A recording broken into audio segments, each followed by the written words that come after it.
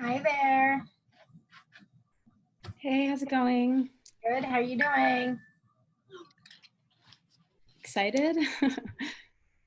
It's going to be great. I hope so. Hi, Joyce. Hello. I don't know why I'm trying to connect twice. So Oh no. yeah, I'll see you in a minute.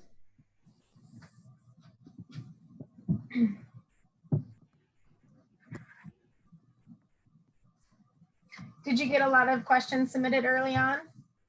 Yeah, we did. We were partnering with a couple organizations and we got feedback from student groups and stuff. So we have a large collection of them, but I do want it to, reflect the students, especially the live ones who attend and speak. So just hope for some good turnout. That's what I need. I need good turnout. Certainly. Hi, how's it going, Mr. Caldwell? It is Sam Michelle, and it is going well. I hope that you're doing well also. Yeah, as a senior at the university, trying my best. I'm doing as well as I can be. Okay. Well, you're a senior, so we're celebrating with you. Congratulations in advance, Michelle. Thank you. Thank you. Welcome. I'm trying to get my second degree from the university as well, so see how that goes. Nice. Nice. Well, to the extent that we can be of any support to you, please don't hesitate to reach out. Definitely. And I actually came by SA to meet you face to face. You weren't in your office, but we absolutely must make an opportunity to at least meet face to face. Masks and appropriate social distancing. Definitely, for sure. Yes. Exciting. Yeah, we definitely should meet soon. Yes, for sure. Good evening, Joyce. Hi, Pamela. Yeah, good evening, Mr. White Parker. Hello there. It's nice to meet you. Nice to meet you too. Yes. Hi, Mike Jeroman. Hi. Hello, everyone. How we doing? Good? Good, good. How are you? I'm good. Glad to be here. Good. SA doing its thing as usual. Oh, we're trying. Mike, I have virtual background envy. That's nice. Yeah. UAlbanyPhotos.com. Just go searching.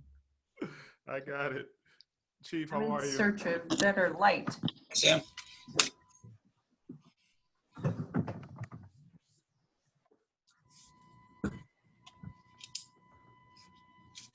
That's better. Hi, Mr. Burlingame. Thank you for coming. Absolutely. Thanks for the invitation. Exciting stuff.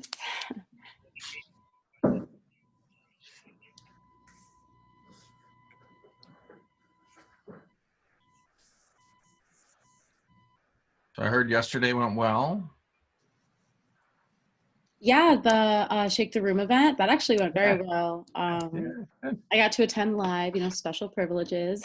Well, nice. But I think it went really well. Yeah, good. That's what I heard. So well done. Thank you. We appreciate it.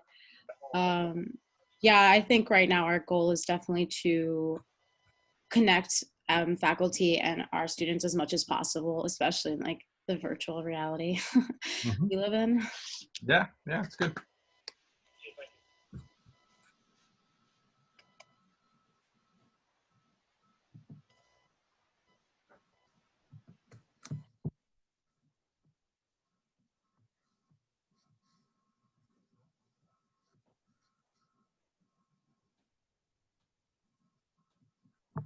Good evening, everybody. Good evening. How are Good you? evening. Echo.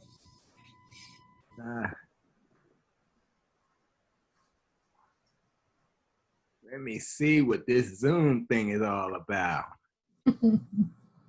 Here is the newest thing. It's nighttime. I'll do this.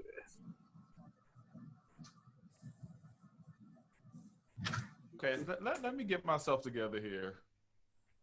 Yeah, you Okay, I was just remarking to Mike about his virtual background, and here you are with fireworks. look, you know, you gotta step up your game, man. Absolutely.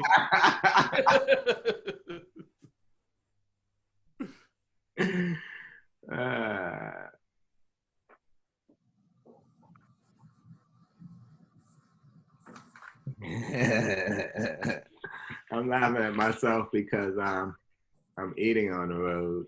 I'm eating. I'm like, look, if I don't eat now, next time it'll be maybe 9 o'clock, right? So if you hear any chewing, it's not me. Got it. If you hear any children screaming, not me. All right. Deal.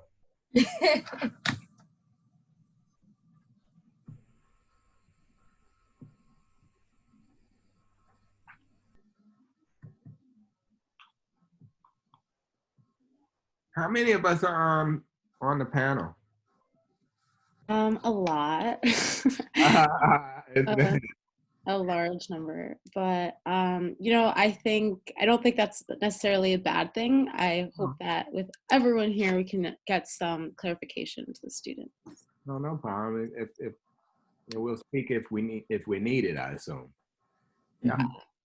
A lot of questions are like more general questions, and I'm sure the president and like VP Christakis can allocate time. I feel like that's why everyone's on, sort of, in case a question comes where a specialty is needed. How are you doing? I'm good. I'm a little nervous. I kind of feel like virtual stuff is like more intimidating than real life stuff because you can like, oh, you're there, so like you might as well just do it. But I think it's a little intimidating, but I'm excited, and we have some good questions. So You'll do well. You're doing a great job so far. Yep, Yep. you'll do well. You know.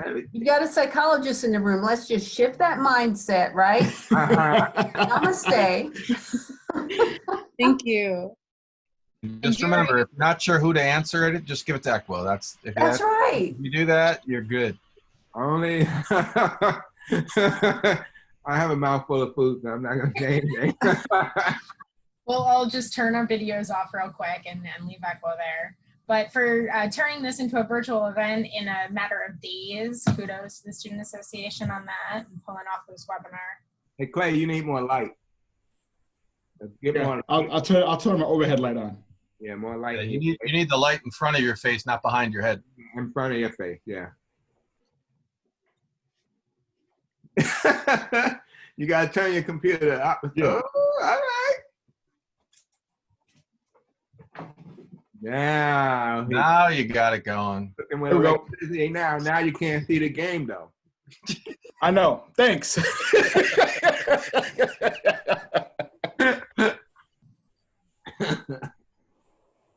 Oh man. Hey, it looks like the president's in the room. Hey, folks. How you doing? Hey, how we Good doing? evening, Mr. President. Good evening. How is Good everybody doing? evening. Wow. Oh, this is a large crowd, huh?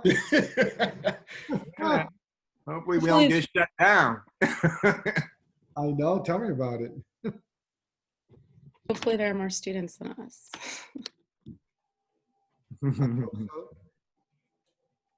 Hey, Pamela. Saw you this morning, this afternoon in a panel. That's right. You folks did a fantastic job, by the way. Thank you very much. Thank you. It was a great panel. Very nicely done. Thank you very much. Hello, Dr. Malatesta. Hey. Oh. Hey, how you guys doing? Hey, Joanne, how are you? Well, Very well. Good. So Joanne is going to take the lead today. She's going to answer all the questions, so that's good. Nod and smile. Nod and smile. It's good. We already told Echo he was going to. So Joanne, I guess it's you now. Oh, well, there you go. I'm not it. No, Echo's got the right background for it. I mean, I just went boring Chevron. He's like exploding over there. No. Well, And the first question from student organizations is going to be, can we have fireworks at our next event? Yes, there you go. All you have to do is make sure it's virtual. Yeah. Todd's got that one. As long as you got less than 50 people. Hey, Joyce and Paul, how can I make my background look like I'm in the office as well? I'll take a picture for you. I'll send it over. hey, last night, Mike and I were at the campus center, and it looked really good. I mean, you know, it wasn't overwhelming. There were students, you know, everybody doing what they needed to do, sitting in small groups, you know, people walking around with their masks, all kinds of food shops opened, so that was nice. Yeah, I'm proud of them. I think this is a situation. Yeah, Yeah, as best as they can. Yeah, the reviews are good. I mean, we're hearing very positive things from students overall. I mean, those first few days are always a little confusing, you know, when they're trying to find the food they want or they're, you know, trying to understand the pricing. I think it's settling down. Bring Calypso back. What could be better than that? There you go. Mm-hmm. They really were excited about that, though. Yeah. I mean, it sounds like a joke, but Was that announced? no, that they're hearing that is happening. The word is on the street. You can't keep a secret, can you? Oh, you can't. You got to tell the workers, and the workers are All right. Yes. with the students, you know, and they'll say no because the students are complaining about whatever. And they say, Yeah. "Oh, let me tell you, don't tell anybody else, but we're gonna have Calypso." So the word is on the street. Yes. Oh, good. We'll make that announcement tonight then. Make it sooner rather than later. Anybody hasn't heard. Hey, Joyce, didn't get a chance to personally congratulate you on your new position, so congratulations. Thank you, sir. Thank you. Yeah. And congratulations to Sam. Thank you, Sam. Yes, yes. Thank you very much. I appreciate that. Yep. Good team, good team. And the chief staying okay? So far, so good.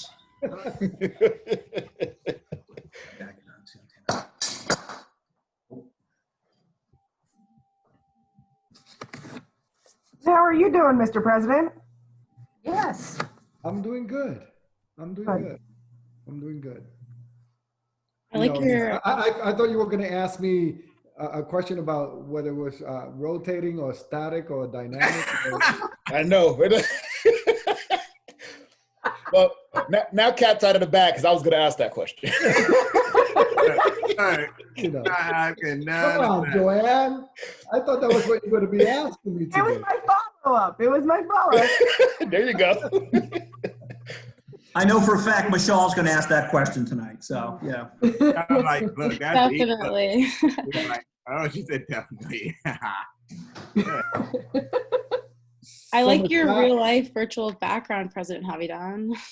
Oh, yes. So, Michelle, thank you for organizing us today. We Thank you appreciate for that. coming. Hello, Look who's there. Mike. How you doing? Another virtual office background. I called you back, Todd, but you didn't answer. He was eating. Yeah, I just got home. So, sorry. Thought my camera was off. Sounds like Echo. They're grabbing a snack. Look. How dare you? Yeah. What are you eating for? What's going on? Oh, Joyce, are you still here? I'm still here. Oh, cool. All right. I thought I was the only one in the hallway. That's cool. That's a virtual background. I mean, well, I don't know. I've seen it before. Michelle, how many students you suspect or expecting tonight? Suspected. Suspecting, yeah. What is that? I don't know. I would love 100 to 200 students. That would be ideal. Okay. But I'm excited. I just want to be pleasantly surprised. You got us competing with the debate. That's tough. The debate I starts know. at 8 or 7? No, 8:30. It starts after. Yeah. So we are Oh, 8:30? Okay. Yeah. They gotta do Or, all or that. not so tough, depending on where you stand. Yeah. Mike, you going on twice? I don't know. This maybe this is Ed. I gave Ed my link. Do you think that's why it's? We're being Zoom bombed by Ed? It might be. I added Ed as a panelist, so he should have received an email with his own link. Okay. Oh, it is Ed. Oh, there he is. There he is. Everybody knows that Ed is really a Mike Christakis wannabe anyway. I'm just hanging out here in the hinterland, so to speak. I believe you can rename yourself. Yeah, I was getting ready. Oh, sorry. Hey, sorry, Mike. But Sean was like, oh. Yeah. You could probably rename yourself. You look kind of funny with that name, man. Yeah, I know. I'm sorry. Well, Had a little Oompa Loompa look too. Send to your picture. how about that, Mike? You can have 2 people there. This It's a tough crew tonight. Tough. We were on, Avidan, Carol and I were on an APLU call. And I don't know why, but Carol's name was my name. Do you remember this, Avidan? Yes, I do. I don't know how that happened. I'm not sure if Carol was just being funny or what it was. Well, Ed, do you know how to change the name on your profile? press the 3 dots. Or click the 3 dots. Yep. Upper right-hand corner of your picture. Was it on Zoom? Or I even think if you that was go to the participants list, you can click more, and then it should allow you to rename yourself. Michelle, are you the host? Yeah, maybe I can rename him. Change it for him. Okay. Yeah. Hello, Dami.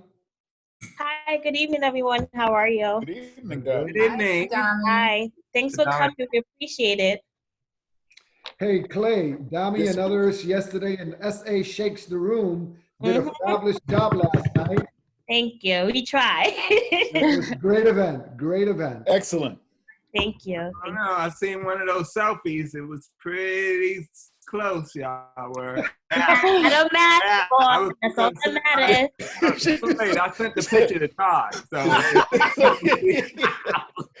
he has to examine whether the mask didn't have any. You send it to the wrong person, Ekwo. You should have sent it to Kevin Wilcox. Ah. Ugh. I thought Shakes the Room was great. I think the selfie made me more happy than anything, though. Not gonna lie. Yes. So Mike We was like, missed I'm your back. selfie. Shocking, Mike. Shocking. He was like, I'm back. Hey, Ed. I'm gonna broadcast now. All righty. All right. And he's taller.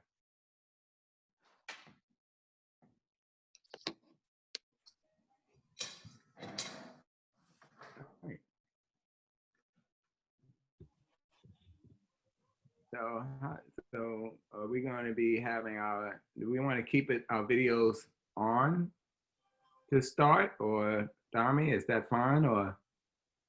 Okay.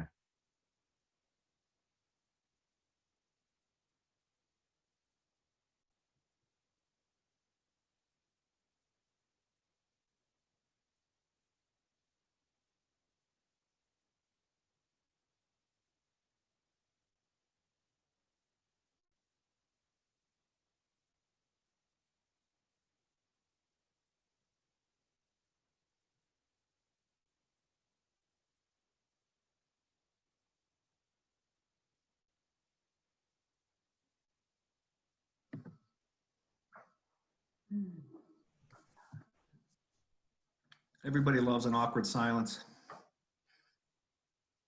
I thought it was because you were all muted. We will be starting very shortly. It was a commercial for Snapple. Yeah, we are broadcasting, though, just so you know.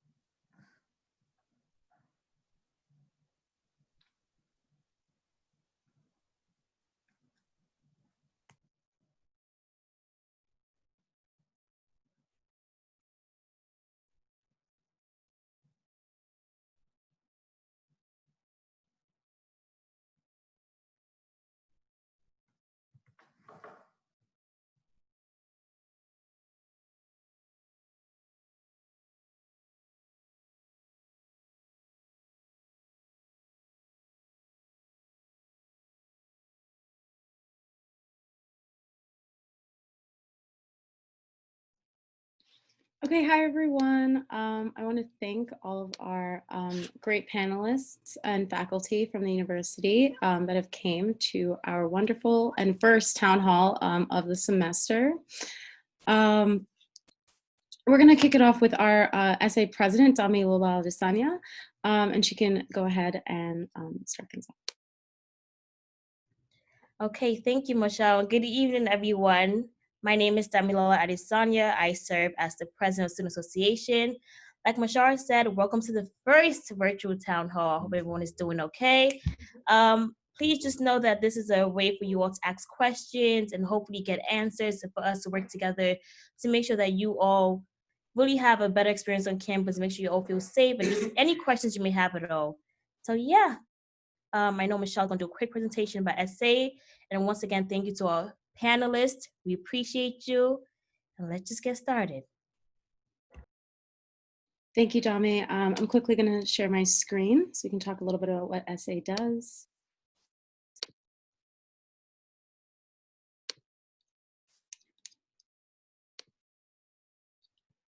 So we are the Student Association. Our main goal is to empower the student voice. Our president is Damilola Adesanya, who spoke a little earlier. Dylan Hurtado is our vice president. This is a little about the structure of the Student Association. Well, the executive branch specifically, and this is the directors, which I'll talk a little bit more in our next slide. So what is the Student Association? The Student Association is the largest run student organization on campus. We have 4 branches: the legislative, judicial, executive, and finance branch. The executive branch is made up of our 13 departments. That is where our directors come in, who have specialties in different constituencies. With all of our branches, we help fund the 250 plus student groups that you guys can find on our campus. A lot of you have been a part of. And we are able to do everything we do because of the students and because of the student activity fee, which is a fee that is included with tuition, in which we currently allows us to have a $3 million budget, which goes directly back to the students in supporting student organizations and their activities on campus, as well as providing events like these and other in-person events. A couple of our main events that I'm sure a lot of you have heard about would be Block Party, Park Fest, and other really fun and interactive events. So we're just gonna hop right into it. This event is actually recorded. So we will be able to post it to the website. So if you do miss anything, don't worry, we have you covered. So we are going to jump into the first topic, which is UPD and climate justice on our campus. So I'll just ask these questions very broadly, and the faculty on the call can delegate who answers the questions. Most questions are for President Rodriguez, but I definitely understand if he has someone who is more specialized in specific topics. So the first question is, in 2019, 76% of UPD's forced incidents involved Black individuals. Black students were arrested at a rate of 245% per capita, which is 2.67 times more likely than a white person. What is your plan to reduce this racial disparity in policing?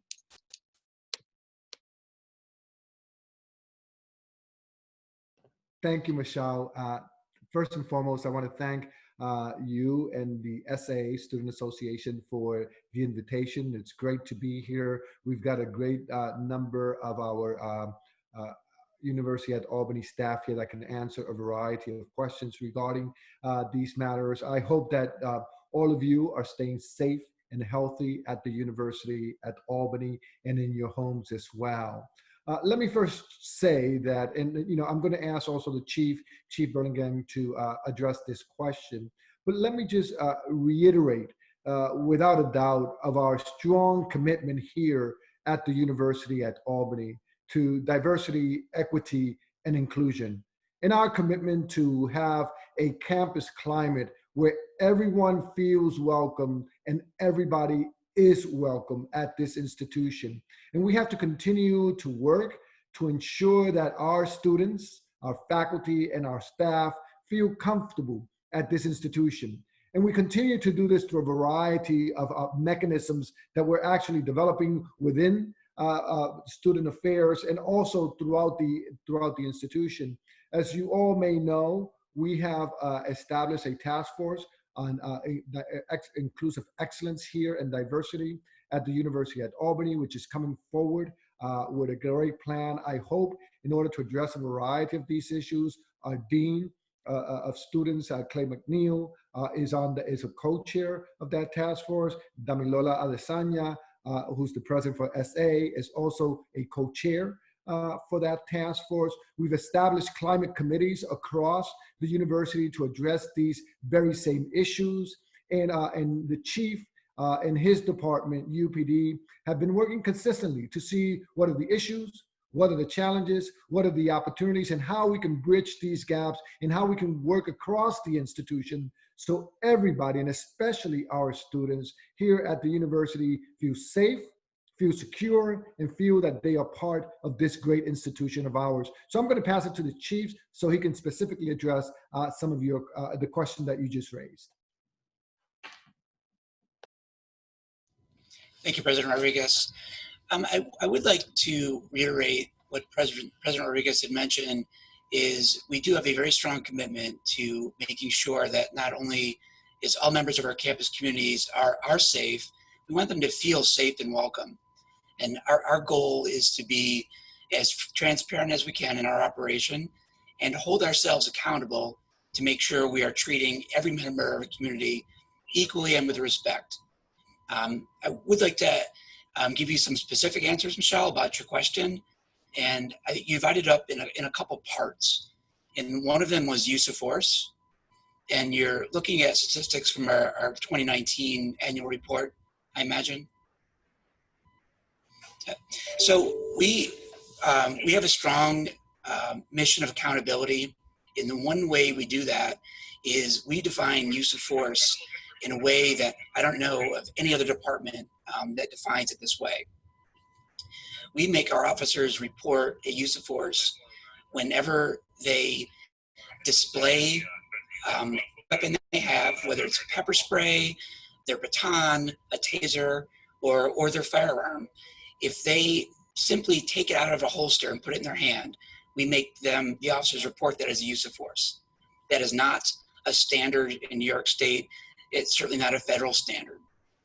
We also have our officers report a use of force if they make any physical contact with someone on a call for service, regardless if that contact results in injury, results in an arrest, results in a complaint, it doesn't matter.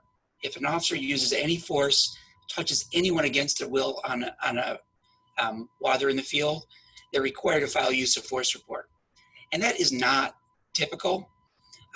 We think it's important because if we don't draw such an extreme line, I believe that can be a slippery slope. And any time an officer either displays a weapon or threatens force or touches someone, I want that incident reviewed, no matter how minor it is. So our system is set up that the officer must file a report, a supervisor must review that, and then a second member of our supervisory structure, one of our commanders typically, would review that incident again to make sure that was within our policies and training. So specifically last year when we look at the application of force, and I'm concerned about those demographic statistics as well. And that's why we looked at every one of those incidents individually and as a collective. And I think it's important for the campus community to know that not one of those incidents was a reportable use of force in New York State. New York State has standards for departments to report uses of force. It's typically more severe, involving a weapon or involving an injury. We didn't have any. So our New York State statistic on use applications of force for 2019 was 0. But we don't think that standard is high enough. So while the statistics are troubling, because in our mind, that application of force should be even across all demographics. And so that is something still of concern for us. The application of force is to a much more minor degree than one would imagine. I'll give you a for instance. We had a subject that was walking away from officers during an investigation. The officer grabbed the back of their coat and they instantly stopped and turned around and talked to the officer. We reported that as a use of force. It was reviewed by a supervisor and then investigated and approved. If we don't draw that tight of a line, we can't hold our staff accountable. So while it is a statistic for us to take a hard look at, I want to also put it in perspective. You also brought up arrest demographics for 2019, and definitely again some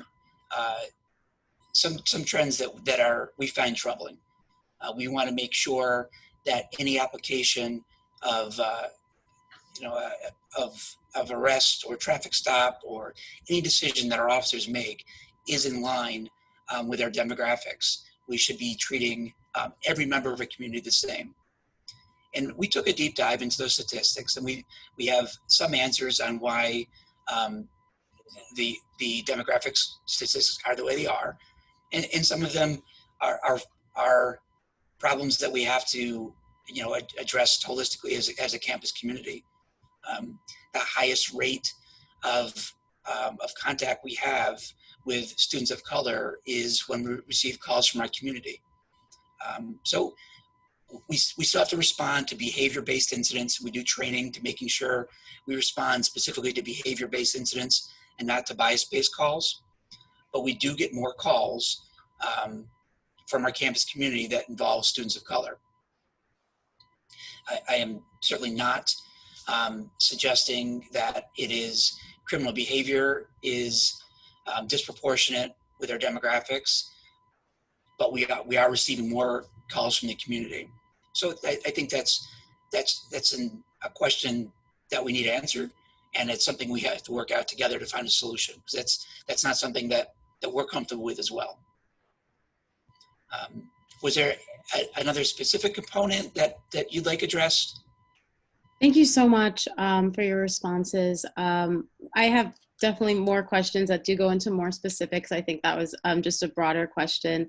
If all the panelists can just be a little mindful, trying to be concise, just so we can get in all the questions as well as the student concerns. So thank you so much for that response. Since you did speak about who UPD responds to, I'll just go ahead and ask you this question.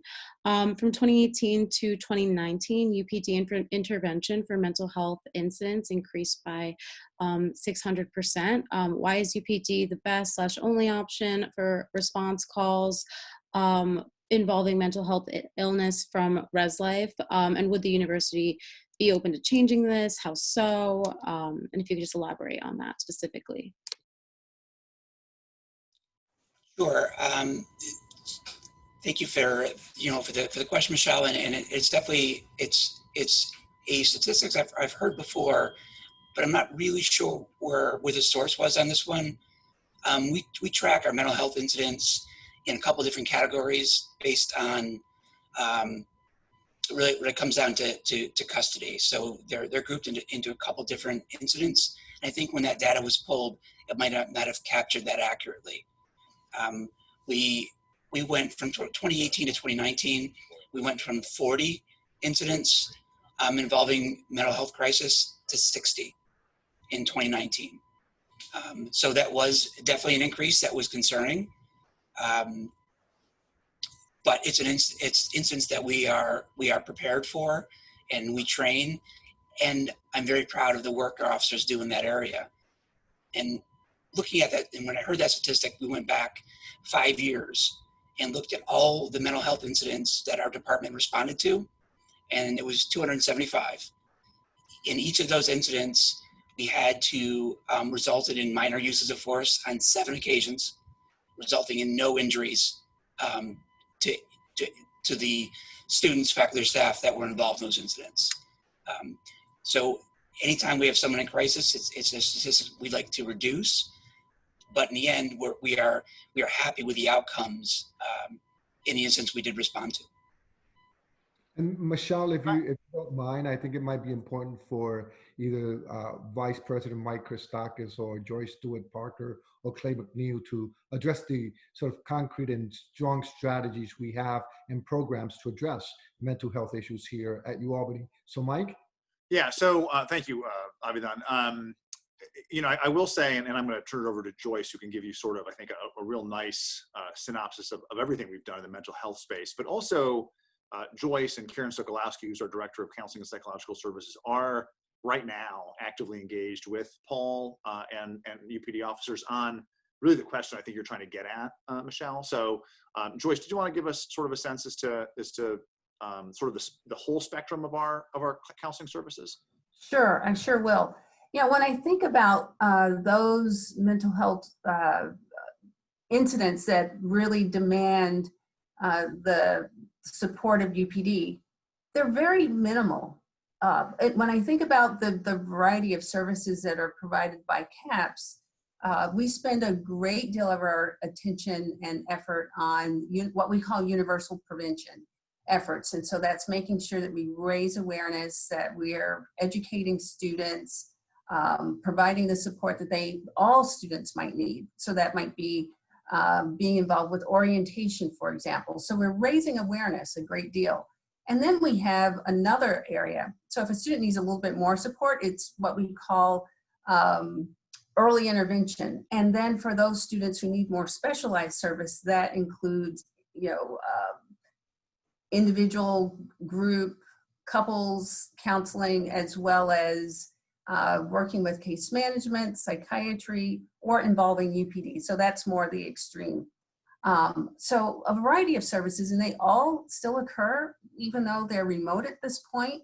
All of those services are offered, and UPD is one component, and not necessarily the largest component of the mental health response that we have here at UAlbany. We are a community, and so there are various offices that are involved. The Dean of Students office is very much a part of this. UPD is a part of it, but like I said, a small component. CAPS really partnering with faculty and staff and students who might be concerned about, a classmate or a faculty member who might be concerned about a student. So it truly is a very comprehensive response that we have here. Thank you so much for that. I really appreciate your guys' responses. Just moving on to general student concerns and life on campus after the pandemic.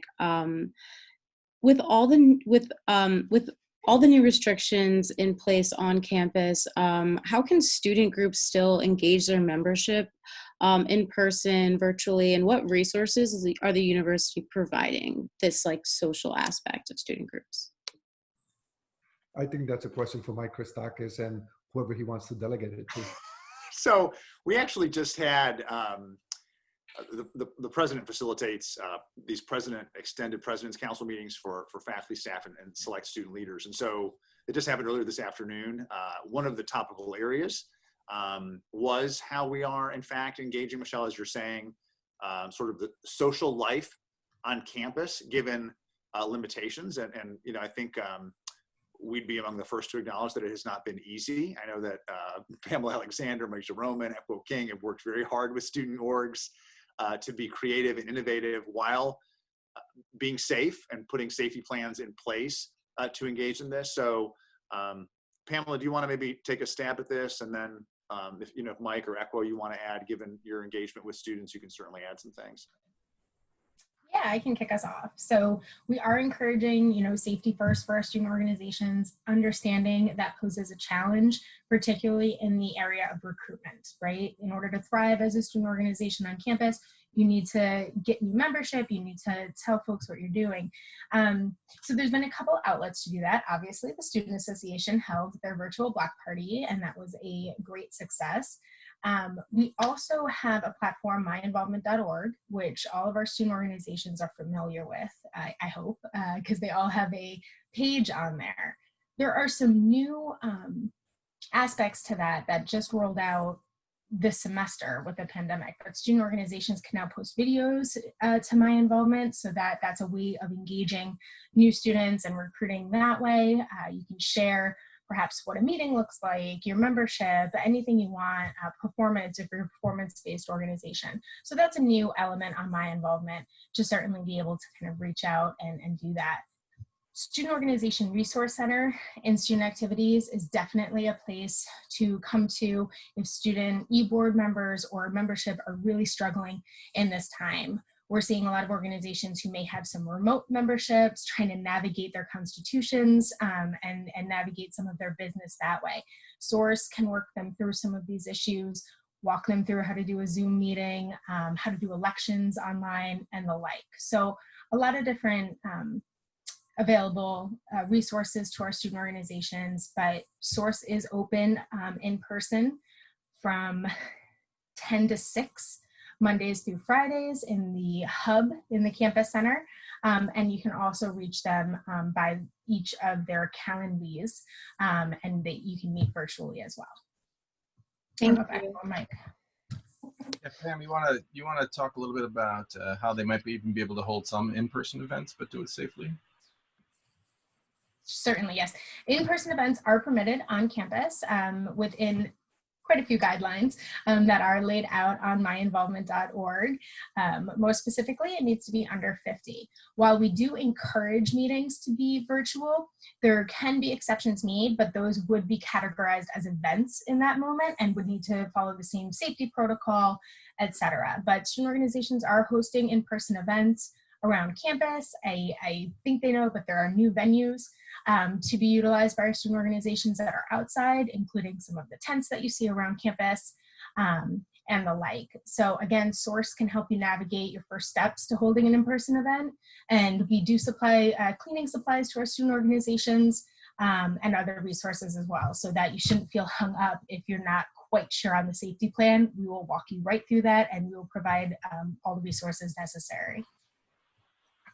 Thanks, Pam. I just want to quickly say that the importance of a sense of belonging that our student organizations provide to our students, right, so that they can create their own form their families, as Equa likes to tell us often, right, as they also connect to community, is really important. And so we've really, and student activities in particular, has spent a lot of time trying to find ways for student organizations to still create that sense of belonging, to still connect with students virtually and in person as safely as possible in the in-person case, and do it hopefully in a way that is effective as much as can be in this COVID era, right? And then again, the Student Organization Resource Center and student activities are there to help student organizations. So if you're really struggling as an organization, please reach out, get that support. It's there for you.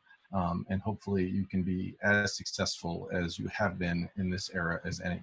Thanks. One quick thing to that, Mike, in support of everything that you and Pamela just said, we've also, through our off-campus ambassadors, have been trying to get the same information in the hands of all of our off-campus students as well, because they're in a space where they're physically disconnected from the University of Albany, and they are also struggling in this space of how to get reconnected as a student organization, even get to know what offerings are out there for them to be engaged in. So we've been doing a lot of door-to-doors in the community as well, making sure we're sharing this information to, again, try to connect folks during this particular time. Thank you. Thank you all so much for your response to that question. As a student leader myself, it's very good to know to help support my club. So thank you guys so much. My next question relates a little bit to what you all touched upon, especially President Rodriguez. As we all know, there is a divide between, higher level faculty and the average student who might not be as involved, especially now that, class is virtual. A lot of people are still at home. So what exactly are you doing to ensure that you are hearing student concerns directly, besides, coming to wonderful essay events? So what exactly is in place to ensure that student concerns are being heard directly by higher level faculty?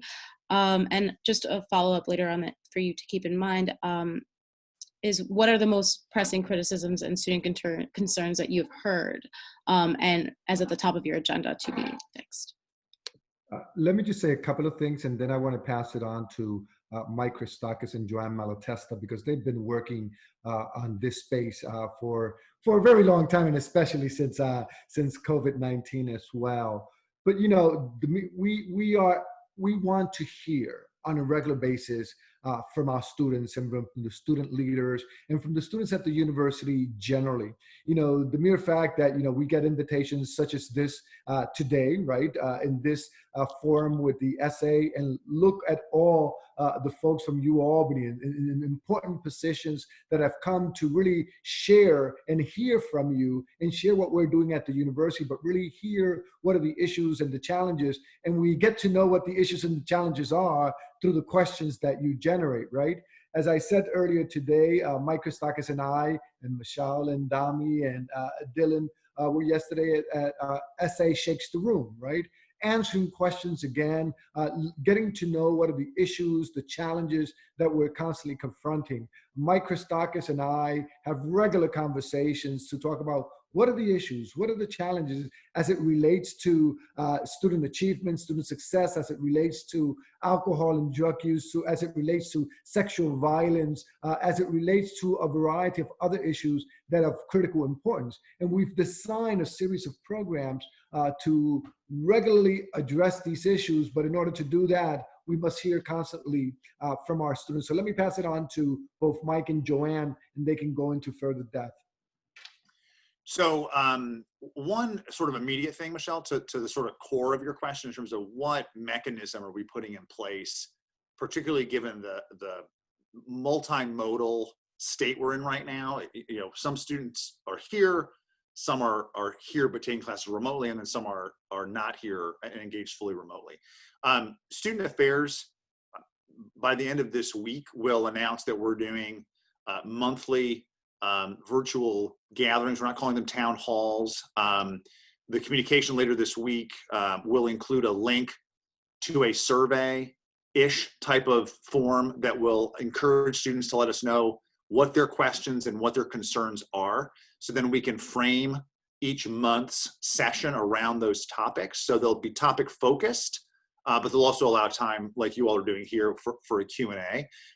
This is not, you know, as I had shared with Dami, this is not an effort to compete with your town halls. This is really just another venue for students to engage, and we'll probably do them at different hours throughout. But again, we'll be introducing that, and we'll schedule one for October, November, and in December as well, even after our students go fully remote after the Thanksgiving holiday. We still are committed to engaging our students in December and January. So that's a real just tactical thing that we're doing, and that the senior team, many on the call, have been talking about for a little bit. We're hoping to get that out by the end of the week. As far as, you know, what we are hearing, what I'm hearing, and certainly Dr. Malatesta can speak to this as well. Certainly the you know, issues around course modalities have been top of mind, not just for students, but I think for our faculty and staff as well. You know, there isn't a conversation that I engage in with a student where I don't raise, by way of a question, what kind of modality they're taking their coursework in, how it's going, what they can improve, right? I mean, Michelle knows, and Dami knows, because we were just in class a half hour ago, right? I'm teaching a hybrid class, which has been an experience for me as well, in terms of the delivery of that course. So that's a topic that comes up, and again, Joanne can speak in much more detail given all the work that she's done with the provost and with Kevin Williams, the dean of the graduate school there. I think the other thing that I've heard from students, you know, at least since the middle of the summer, are real concerns around issues around equity inclusion. And so, you know, in student affairs in particular, we've taken this up in a pretty serious way in the last several months. You know, Equo King has been a tremendous leader for us in student affairs, really institutionally in this space. We've expanded our sort of training, our orientation and our diversity training that we've done for our new students to one 60-minute session. We've done it, really, there's 4 sessions now that if you'd like, Equo can speak to a little bit more. We've taken the inclusive Danes model and expanded it to a new framework that Equo developed called Intersections. We've stood up a divisional climate committee, the Diversity, Equity, and Inclusion Committee, as the president talked to, that Mike Jeroman actually is one of the co-chairs. Karen Sokolowski, who's the director of CAPS, is the other co-chair, with a real focus on how we can develop and train our staff in student affairs to be better in the equity inclusion space. We've allocated, I think the grant program is, I think, $150,000 we've reallocated to support programming among our units. Particularly in spaces, there's a couple of categories that we've developed: social justice, equity, building your family, forming community, that we've taken up in earnest.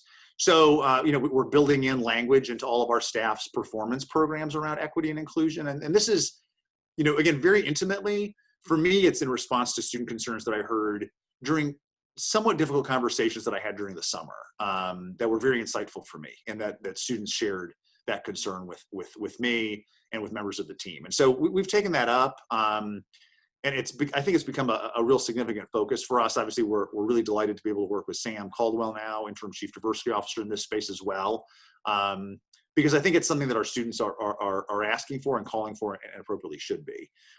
Joanne, I don't know if you want to maybe chime in on some of the, whatever you're hearing, certainly, but the course modalities, again, is just something that comes to mind when I'm speaking to students. Yeah, no, absolutely. And coming from the academic affairs side of the house, it's certainly an area that we've spent a lot of time thinking about and working through, and working with students on, and working with faculty about as well. So I think, Michelle, in terms of responding to that question, for me, the top thing I'm hearing from students is course delivery. And it's how students are receiving the courses. But what's interesting is it's very bimodal. So for some students, for example, what I mean by that is that asynchronous, for example, students that are in online asynchronous courses, which means that they don't have a set meeting time with their faculty member.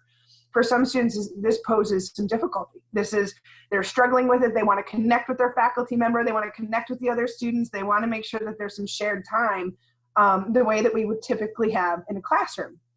For other students, synchronous courses, which is when we come together like this, right? And there's a shared time in the class for everybody to come and be together, is difficult because they have work and home and family obligations.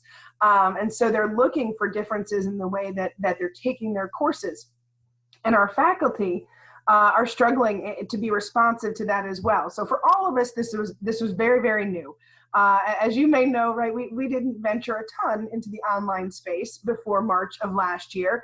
But now we are all in it, and we are all learning together how to teach well in that space, and how to learn well in that space. A lot of our students didn't sign up or want and think about online learning as the way that they were going to begin their educational experience. So one of the things I'm hearing too is, how do I learn in this space better? How do I respond better?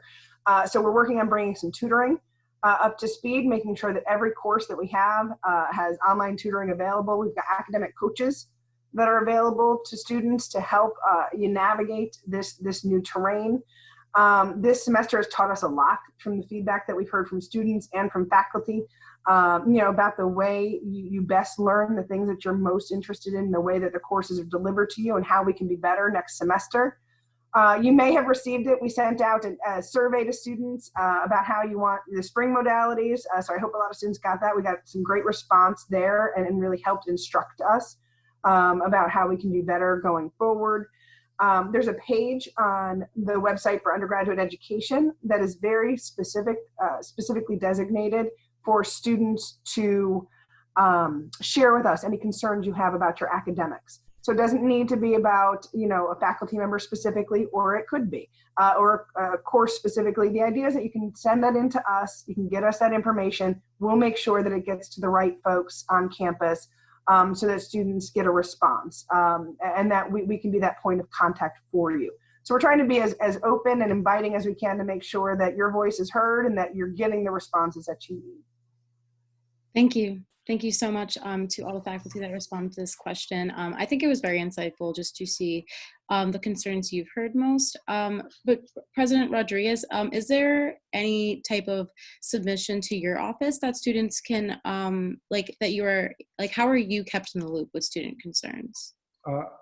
Through a variety of ways, right? We get direct emails from students to my office, which sometimes we address directly through our office, or we farm them out, depending on the issue of relevance, right? Whether it be to student affairs, whether it be to the chief diversity officer, whether it be to the dean of students, etc. I make it a point, as well as many of you know, to walk through our campus. And I spend quite a lot of time at the campus center. And I always stop and have conversations with students. I ask them about how they're doing at the university. I ask them, particularly now in the times of COVID-19, what are the issues? What are the challenges? I get a lot of feedback about the modes of instruction, as Mike Christakis was saying, particularly dealing with the asynchronous type of environment. What the feedback I'm getting from students is that they're in the synchronous environment. They're doing pretty good because they interact with faculty, they engage with their classmates, etc. But in the asynchronous, many of the students that I've talked to feel at a loss, right? That they're not engaged, that they're not directly speaking with faculty and other students. So in any event, I receive feedback through students, whether it be through Instagram. As Mike Christakis and Todd Foreman know, I get messages from Instagram on a regular basis, which I then say, Mike Christakis, Todd Foreman, how do we address this issue? I get feedback through other mechanisms in social media. I get feedback through email. I get feedback through walking the campus and visiting the campus center. And I get a lot of feedback from the people that are in this space right now, right, about the issues and the challenges that we confront. And everybody knows here that, you know, student success is our top priority, and we want to address the issues that happen to our students. And the best way we do this, as Mike Christakis knows, is one student at a time. Thank you so much for that So response. can I just, one last thing, I know you want us to keep us brief, but particularly as it relates to students who are, like us, navigating COVID-19, isolation, quarantine, testing, and all that. Like, we are in the process now of standing up a new hotline. And once that's finalized, we'll get that phone number out that'll be staffed by some of our team to answer students, actually talk to students about concerns that they might have, particularly as it relates to if they're testing positive, isolation, quarantine, housing, and any other questions they might have. And it's as much for students that have that concern as well as parents. So I raise it just because it's another mechanism for students to communicate with us and their concerns that goes beyond just email. And it's actually a phone call, a phone line that people will be answering. Thank you.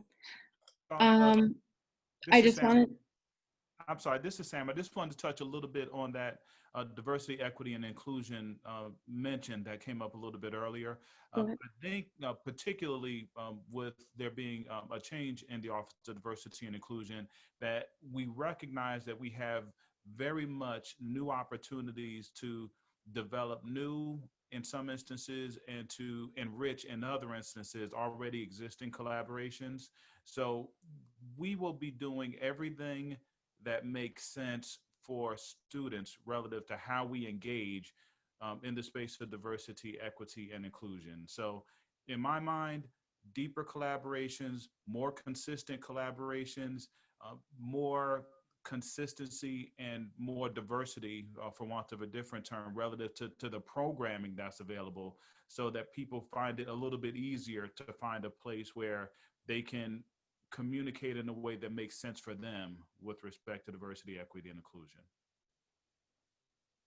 Thank you so much. And onto the topic, I would love to hear more from you in regards to what exactly is being done, keeping in mind that we are such a diverse campus, but what is being done on our campus to protect and support communities of color in response to triggering and unexpected events like the Breonna Taylor case? So I'll say that you mentioning Breonna Taylor is actually a little bit of a preview to some communication that you'll likely be seeing from our office in the very near term relative to that. I think the first thing that makes sense is for students and the campus community to have a sense of what the view from the office looks like, so that they're not in position that they have to ask. So I think more proactive communication is certainly a part of that. A second thing I think that we can do is to ensure that students understand that they have a way to communicate with the office, so that there is communication that's not necessarily one way. So one of our plans is really to do more to allow for there to be communication that is consistent, and for students, whether they choose to communicate or not, to not have a question as to how to communicate with the office. So those are the two things that I think are very important. And the third thing that I'll add is that with respect to programming, to have some sense of what type of programming is desired, so that what we're offering is not necessarily based on the programming we think is most fitting and appropriate for the campus community, but rather is more in line with what the demand for programming is. Michelle, and if I just could add for a minute, we are delighted with the appointment of Sam Caldwell as the Chief Diversity Officer for the university. If you received your emails today, you saw that Sam sent out an email to the university community focusing on the number of initiatives in the space of diversity, equity, and inclusion that will take place this academic year. That in combination with the report that we're getting from the task force, this is going to be a year in which we really focus on diversity, equity, and inclusion at this university, that we will begin to implement new and strategic initiatives that will take us a long way in that direction. As you probably also know, diversity and inclusion is one of the core priorities, one of the 5 core priorities for the University at Albany, and we take that very seriously. So right now we also have a group that's composed of the provost, the chief academic officer, the vice president for finance and administration, the vice president for student affairs, and Sam Caldwell as the chief diversity officer, also looking across the institution on issues of diversity, equity, and inclusion. What are the issues? What are the challenges? What are the opportunities? And what can we do to continue to transform UAlbany in this space? So you have a lot of great people working on this critically important issue for the institution. And Michelle, if we could, I'd like maybe Equo, who's again been leading our efforts in student affairs, was recently appointed assistant to the vice president to lead these efforts. If Equo could just maybe chime in too a little bit here. Yeah, I wanted to briefly thank you so much, everyone. I want to also remind, our collegiate scholars that we try to take a proactive approach to aspirations of safety. You mentioned safe from triggering. And so saying, thank you very much, it was a message someone posted up, thank you, right? And so we take a proactive approach. And so there's intentionality in saying family formation and connect and community connectedness. And that's about bravery and safety. And so I would not want any of us to have the idea that your safety is only in our hands, right? That you have the power, you have the agency to create the safe environment that we all need. And so following those things, we have 475 incoming scholars participate in intersections so far. And in cohorts of 4, they created lists answering 2 questions. 1, how can you make the University at Albany more inclusive for others? Give us your top 10. 2, how can you push back against marginalization and oppression at the University at Albany, right? And so those answers will be compiled and shared with everybody in our community, and expectations are that we will be doing those things, right? And so thank you so much. I welcome them. Yeah, and I apologize, Michelle. I see you looking to move to the next question. I just want to add one piece. It has to do with equity and inclusion, so it's not different.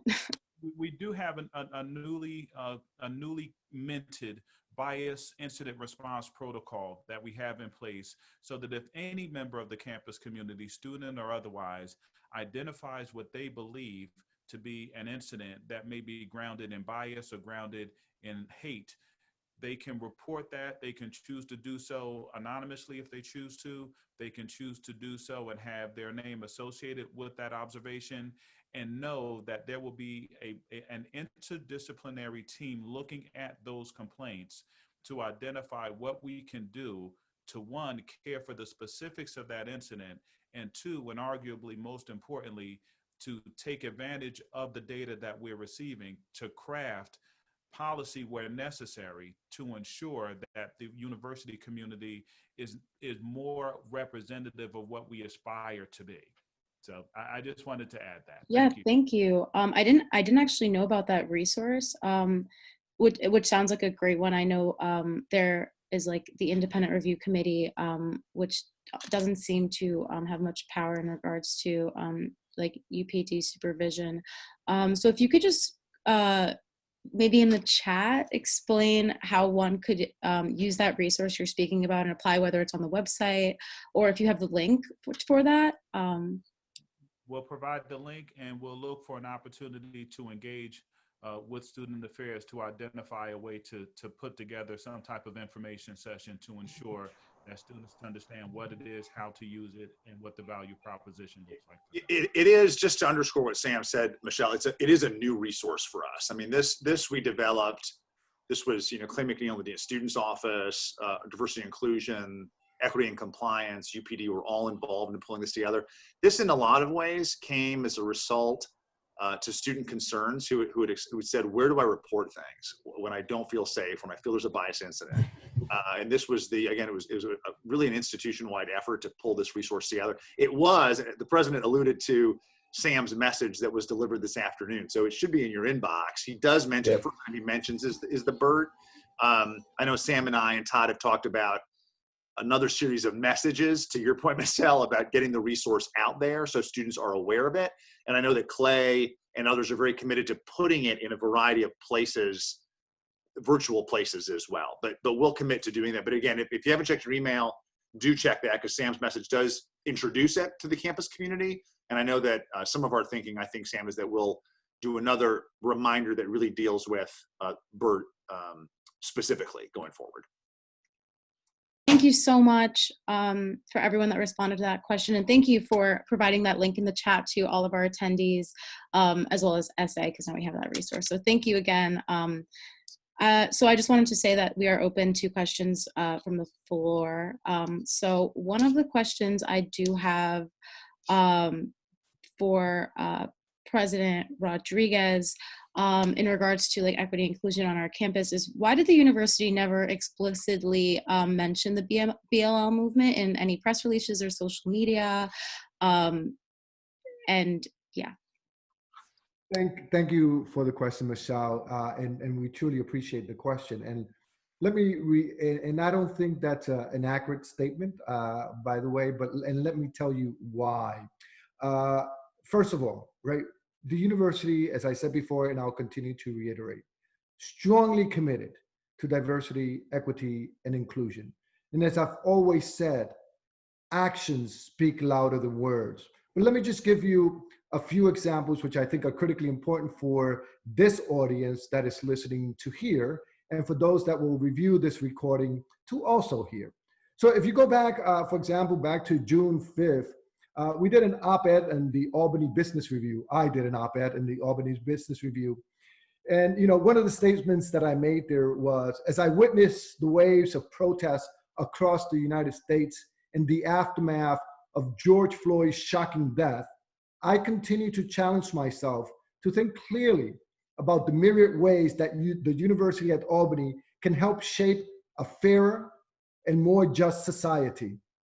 I am resolved that UAlbany must stand as a beacon of hope during these painful times and unequivocally demonstrate its long-standing commitment to social and economic justice. Let's move forward another month. July 28th, UAlbany was highlighted as a national leader in advancing racial equity. And I also made a statement in that release. And it states this way: with the protests that have emerged, Students continue to increase the pressure on the institution, as they should, to hold our feet to the fire. All of us presidents have put out strong, bold statements against racism, as we should. But once the protests subside, once the media diverts their attention to the next crises, how will we measure the progress that we have made? What's going to be the sustainable, long-lasting, impactful change? That is the challenge before us. That's what we need to focus on. Now let's move forward to the month of August. In the welcome to the fall semester letter that I sent early August 25th, actually, I indicate, in addition to fighting the coronavirus, we have another major charge. We must continue to live up to our commitment to diversity, equity, and inclusion. We will stand in solidarity with the Black Lives Matter movement through our actions, building on past efforts with new initiatives that get to the heart of systemic racism. Given what I know about the university community, I believe we can successfully fight both COVID-19 and institutionalized racism, along with other challenges that will come our way. Is going to require unprecedented discipline, compassion, and patience, but our community has these qualities in great abundance. And finally, in our annual report in September 4th, University at Albany's annual report, I also state in my letter, the impact of COVID-19, followed by the killing of George Floyd, turned our world upside down. But it is in times of crises that true leadership and true greatness shine through. Although UAlbany has been recognized for our success in the areas of diversity, equity, and inclusion, there's much more work to be done. We stand in solidarity with the Black Lives Matter movement and will demonstrate our commitment through initiatives that address systemic racism and social injustice. And so if you look at the statements of other university leaders, including our Vice President for Student Affairs, you see the commitment of this institution to diversity, equity, and inclusion. If you look at the strategies and practices and initiatives that we put in place, you see this institution's strong commitment to diversity, equity, and inclusion. Now, some people will say the university did not say enough. It did not say it when we wanted them to say it. That's not the point here. The point is that we have consistently said that we are committed to these issues, that we are committed to the Black Lives Matter movement, that we will continue to address issues of social injustice, of racial injustice, of discrimination, and institutionalized racism. Judge us by our actions. Judge us by why it is happening at this institution, and judge us by the path that we're taking forward to transform our institution in the space of diversity, equity, and inclusion. Thank you so much for that response. Really quickly, if you can just concisely respond if there was a social media post in regards to the Black Lives Matter movement, as well as like following the social media trends that were set at the time. There were many posts in the at the institutional level regarding the protests, regarding the killing of George Floyd, et cetera, et cetera, et cetera. What was put out and how was it put out? When was it put out? Who said it? We can certainly put out a collection for you. But let's get back to what really matters here. What really matters here is the commitment that this institution has to these matters in the past, in the future, now, and in the future. And this is what really matters. We are a diverse institution, and we want to continue to move forward in the space of diversity, equity, and inclusion, and make a significant, meaningful, and impactful change at our university. Thank you. So was it, I'm not sure if I received that answer. Was it posted on the Instagram specifically, or are you not familiar with that? Does anyone know? I'm trying to figure out what is the issues that we're trying to get at here. I think the important issue is what we have done. And yes, there was many communications from the university community on Instagram, on Facebook, on Twitter, what it said.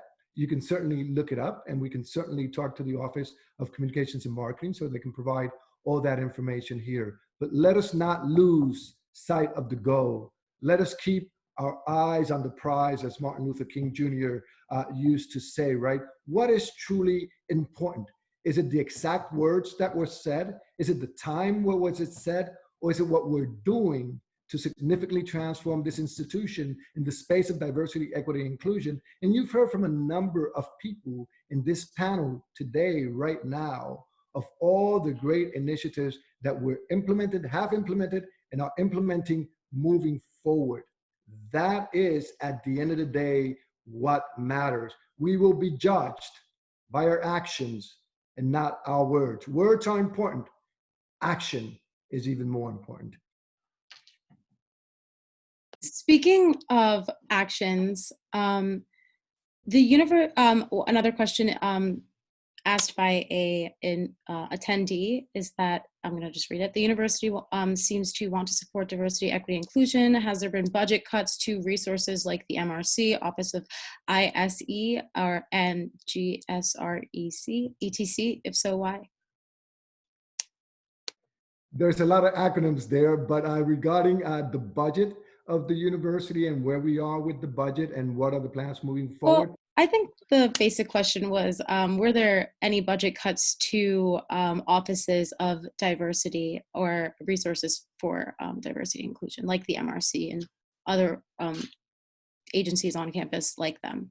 Right now, we're taking a comprehensive look at all the offices and all the operations at the university. Right now, the university has about a $59 million shortfall. And I'd like to briefly turn it to our Vice President for Finance and Administration, Todd Foreman, and he can address some of these questions. Yeah, I know you know, Michelle, and I know you know, Dami, the challenges that we face as an institution regarding the budget. You cannot cut $60 million of spending out of our budget without all of us feeling some impact of that. And certainly, as we're making decisions and we're having conversations, we're not losing sight of what our strategic priorities are. Okay, and diversity inclusion is a staple of who we are as a university. And I think we have much to be proud of. Many SUNY campuses wish they had what we had in terms of where we are with diversity inclusion. So we have to be mindful of that. And you know, you've heard the president say many times that we want to be the leading R1, you know, research institute, diverse institution in the country. In order to do that, we have to support our students in that regard, and we're seeing great success in terms of our recruitment, our retention, excuse me, and success of our graduation rates of our underrepresented minority students. We don't want to lose that. We're proud of that. So we're going to have to be very careful in what we're doing. But to say that there'll be no cuts to specific areas at this point is premature. We're looking very carefully at all of those things. We're looking at our assessment data, and we'll have to make some decisions. I hope that we rebound as a university very quickly. I hope that some of the gains that we've made with regards to retention, we saw a 4 percentage point increase in retention of first-year students year over year during a pandemic. That's incredible. Most of our financial challenge right now is coming from the fact that our residence halls are not full, and also that we've lost, you know, our mix of international and out-of-state students. I believe our brand is strong, and I think that people will want to come back to the University of Albany and live in our residence halls, and we will move to a much more positive time where we don't have to talk about what we cut or what we're cutting. We can talk about what we're growing. So, but you know, this is going to be a couple of tough years where we're going to have to look at everything we do very carefully.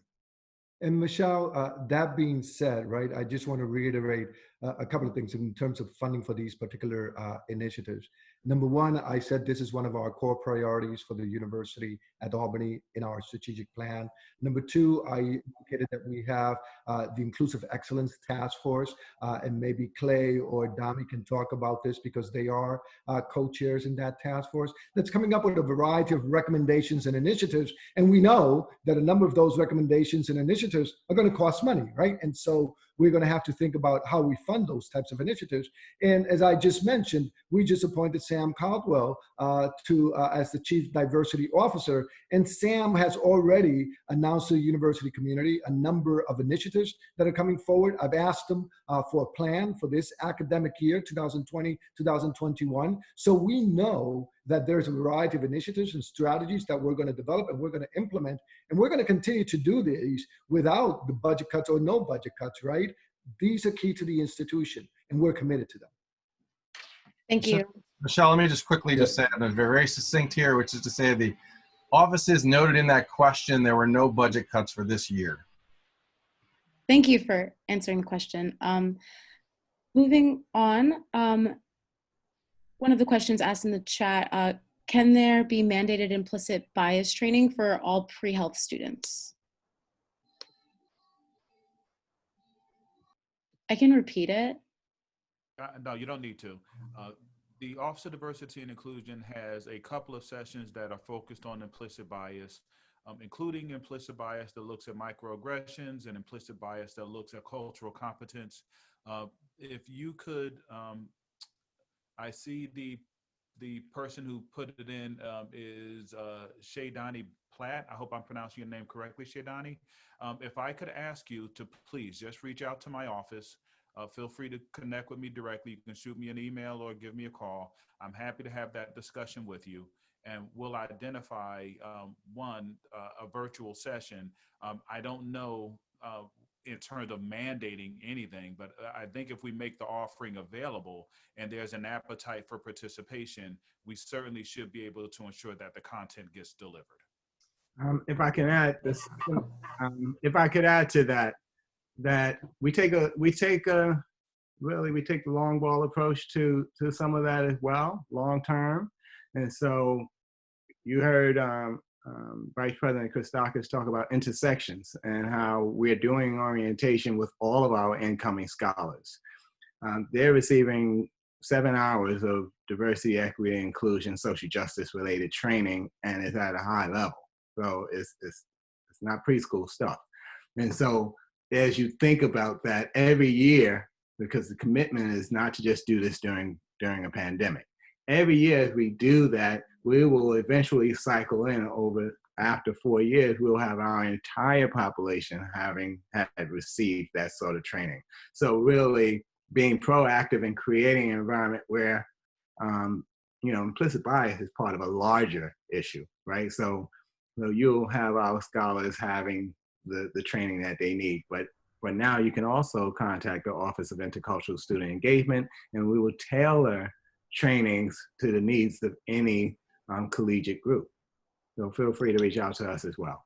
And if I may add really briefly here, and Dami could jump in as well, President Rodriguez mentioned the work of the Diversity and Inclusion Task Force, and the recommendations that we're fine-tuning right now speak to in the classroom work as it relates to D&I, as well as outside of the classroom very broadly. So in addition to the work that Sam has already planned, we're doing work in the student space, in the faculty space, in the classroom, in administration, in policy, procedure across the board. Our recommendations will touch on all of those areas for the institution to develop a formal roadmap for how we could actually get there in support of, as the president mentioned before, diversity is a critical goal for the institution.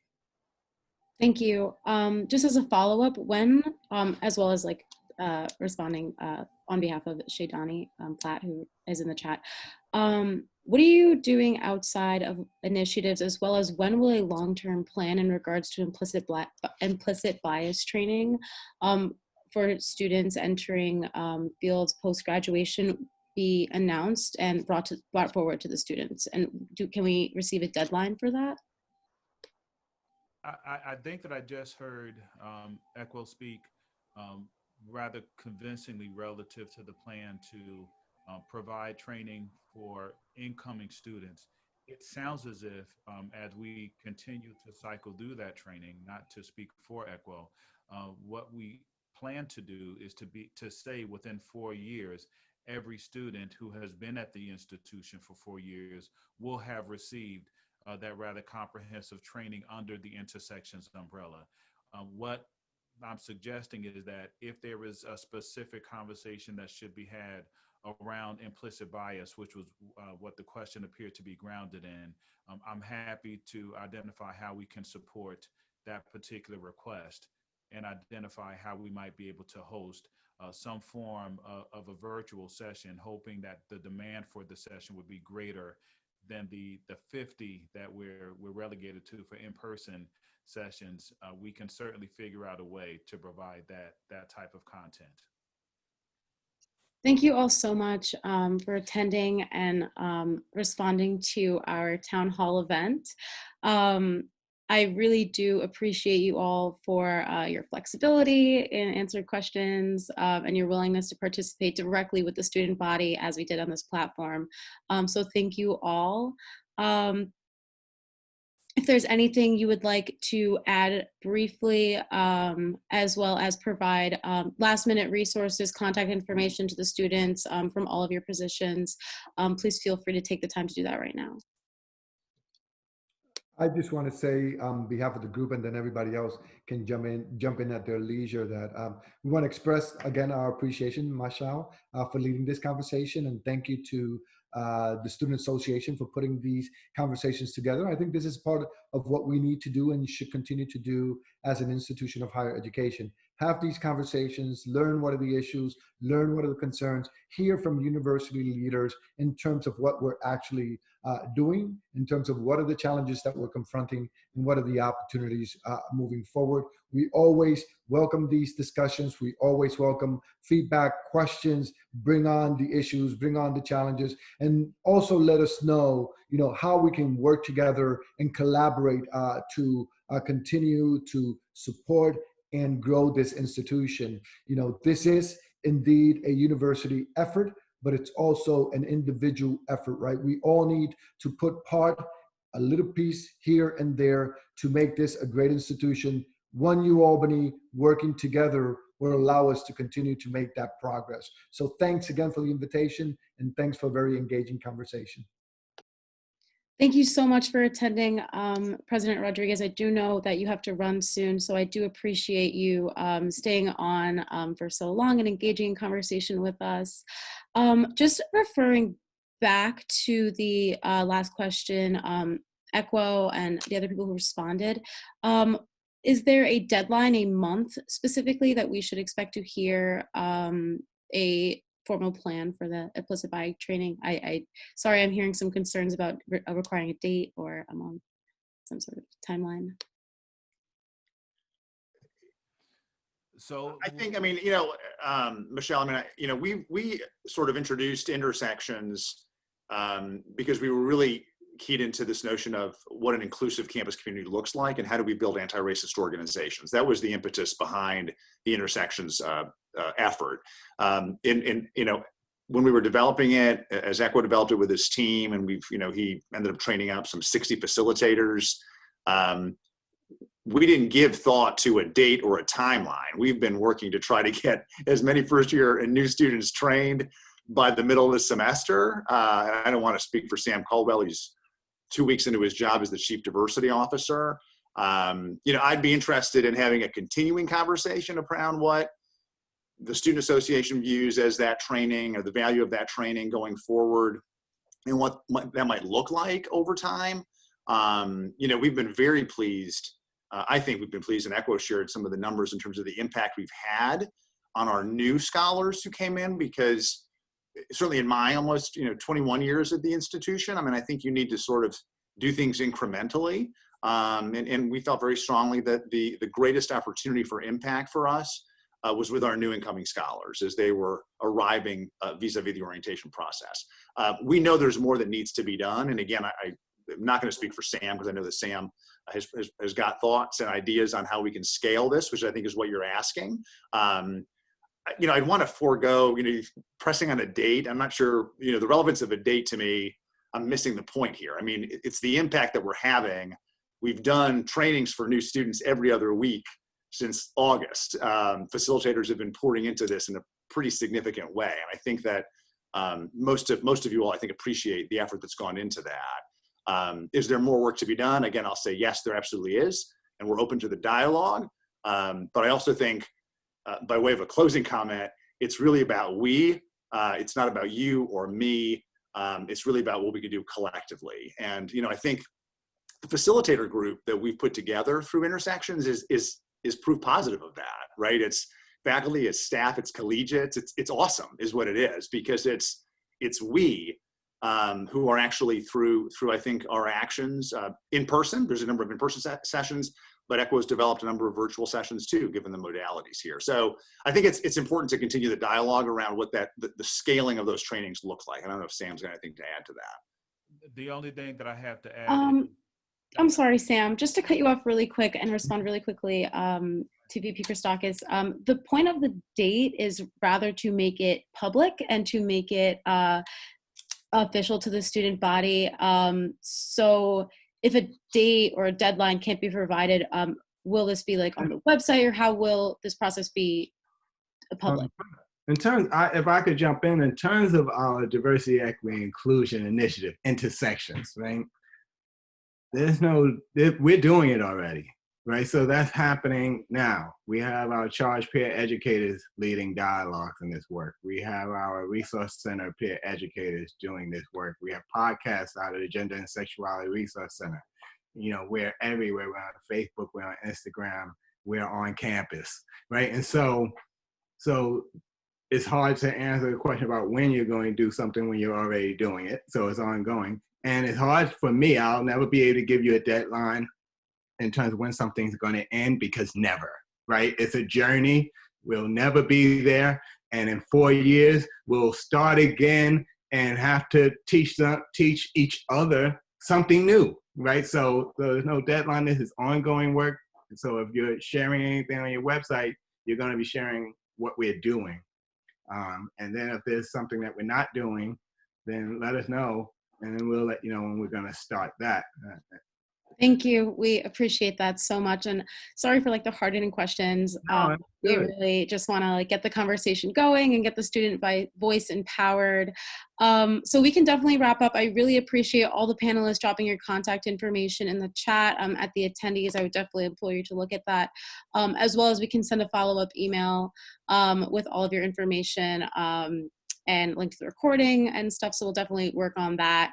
But if we can all smile for a quick screenshot, our IT director will take that picture really quick for us. So if we can all just really quickly smile, and then we'll take our picture. Okay. I hope Joanne got it. I don't know. I think so. All right, this is crazy. Okay, Javon, did you get the picture? Great. Thank you all so much for attending. If everyone, has any last remarks or anything, thank you again for giving your contact information in the chat. Thank you. Thanks for the invitation. Appreciate the invitation. Thanks for having us. Thank you so much. Michelle, great work. Thank you all. As always. Nice job, Michelle. Good job. Excellent job. Got us in there with all that sweet talk and then grilled us. No, great job. Good job. You should be proud. Thank you all. Awesome job. Thank you. Thank you. Be safe. Have a great day, Good luck guys. tonight at the debate, okay? Are you guys going to the auditorium? Yes. Okay, Thank you. Thank you. All right. Good luck. See you guys.